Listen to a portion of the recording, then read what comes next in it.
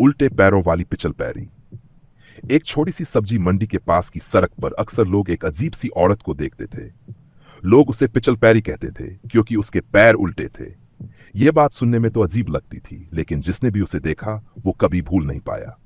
राजेश, जो रात की शिफ्ट करके देर से घर लौटता था, उस सड़क से अक्सर गुजरता था।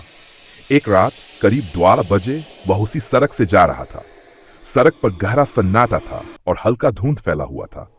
अचानक उसने देखा कि एक औरत सड़क के किनारे खड़ी है। वह सफेद साड़ी में थी और अपनी पीठ उसकी तरफ किए हुए थी। राजेश को लगा कि शायद वह किसी मदद की जरूरत में है। उसने गाड़ी रोक दी और शीशा नीचे कर उसे आवाज लगाई, आपको कहां जाना है? वह औरत धीरे धीरे घूमी। जैसे ही राजेश ने उसका चेहरा देखा, उसका दिल जोर जोर से धड़कने लगा। उसका चेहरा सामान्य नहीं था। उसकी आंखें अजीब तरह से चमक रही थी और उसके होठों पर एक डरावनी मुस्कान थी। लेकिन सबसे खौफनाक बात थी उसके उल्टे पैर।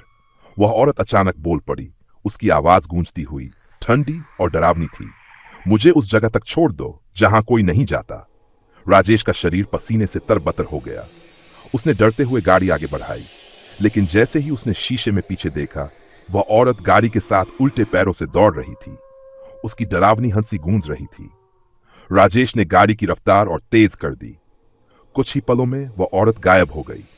लेकिन उस रात के बाद राजेश ने कसम खा ली कि वह उस सड़क पर कभी नहीं जाएगा।